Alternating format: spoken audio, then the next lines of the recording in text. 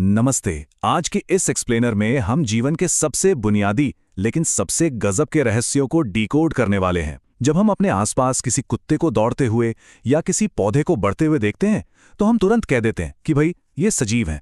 लेकिन क्या जीवन सिर्फ बाहरी हिलने डुलने का नाम है? बिल्कुल नहीं।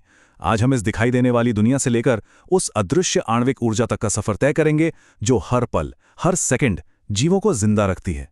इस पूरी प्रक्रिया को हम ऊर्जा की एक दिलचस्प रिले रेस की तरह समझेंगे। हमारे आज के 4 मुख्य पड़ाव होंगे। पहला, जीवन की परिभाषा। दूसरा, पौधों में पोषण। तीसरा, मानव पाचन। और चौथा, श्वसन और ऊर्जा। तो चलिए बिना किसी देरी के शुरू करते हैं। शुरुआत करते हैं हमारे पहले भाग से। 1. जीवन की परिभाषा। सजीव और निर्जीव के बीच असल में क्या फर्क है? हम अक्सर दिखाई देने वाली हरकतों जैसे सांस लेना या चलना को देखकर इसका फैसला करते हैं, लेकिन सच तो यह है कि जीवन का असली खेल अदृश्य आणविक गति का है।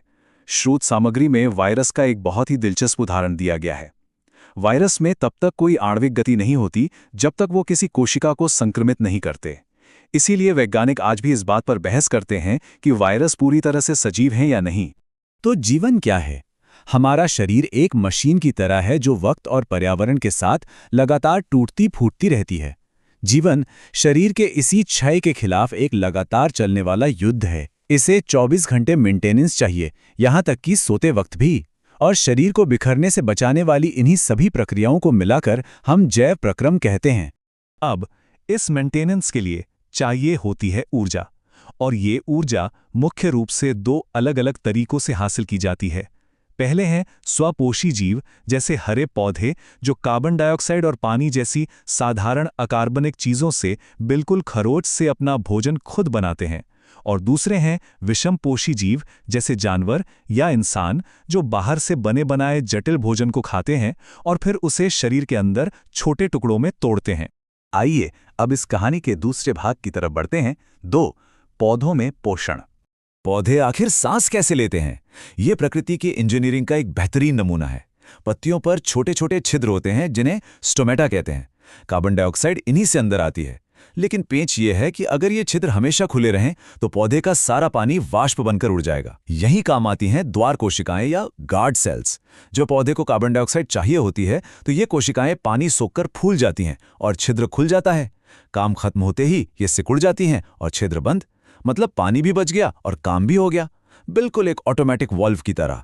पौधों की बात हो गई, अब बारी आती है हमारी अपनी। चलते हैं भाग 3 पर। 3. मानव पाचन।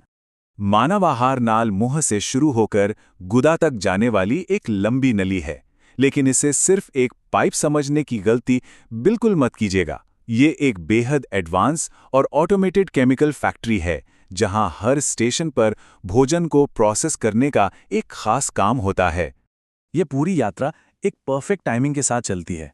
मुंह में दांत भोजन को पीसते हैं और लार में मौजूद एमाइलेज एंजाइम उसी वक्त स्टार्च को शर्करा में तोड़ना शुरू कर देता है। फिर खाना पेट में पहुंचता है जहां हाइड्रोक्लोरिक अम्ल और पेप्टिन मिलकर प्रोटीन को पचाते हैं।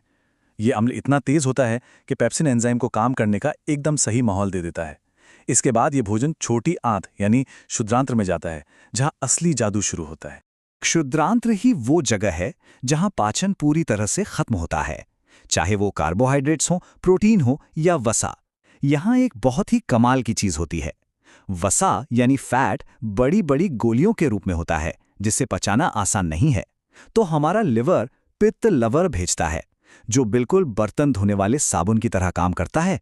वो फैट की बड़ी गोलियों को तोड़कर छोटी बूंदों में बदल देता है ताकि अग्न्याशय के एंजाइम्स उस पर आसानी से अपना काम कर सकें। और अब हम इस ऊर्जा यात्रा के सबसे रोमांचक और अंतिम चरण में हैं। 4. श्वसन और ऊर्जा। हम अक्सर श्वसन का मतलब सिर्फ सांस लेना और छोड़ना समझ लेते हैं, लेकिन वो तो पूरी पिक्चर का सिर्फ ट्रेलर है। श्वसन असल में हर एक कोशिका के अंदर चलने वाली एक सटीक रासायनिक प्रक्रिया है। इसमें कोशिकाएं ऑक्सीजन का इस्तेमाल करके पचे हुए भोजन को तोड़ती हैं ताकि शरीर की तुरंत की ज़रूरतों के लिए ऊर्जा निकाली जा सके।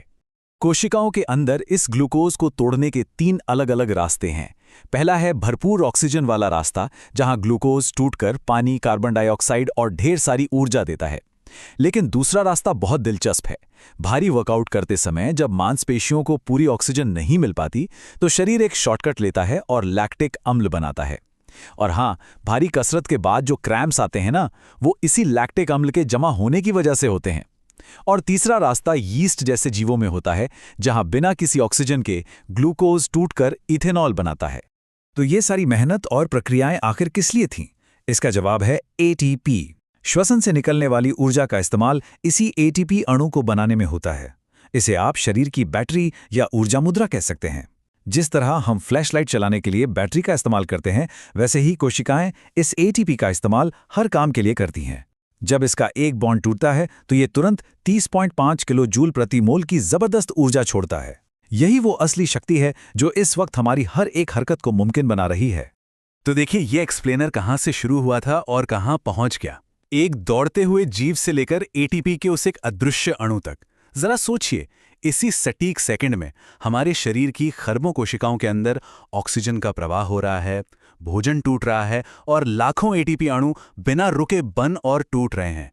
क्या हम कभी इस चमत्कारिक और अथक आणविक नृत्य को पूरी तरह समझ पाएंगे?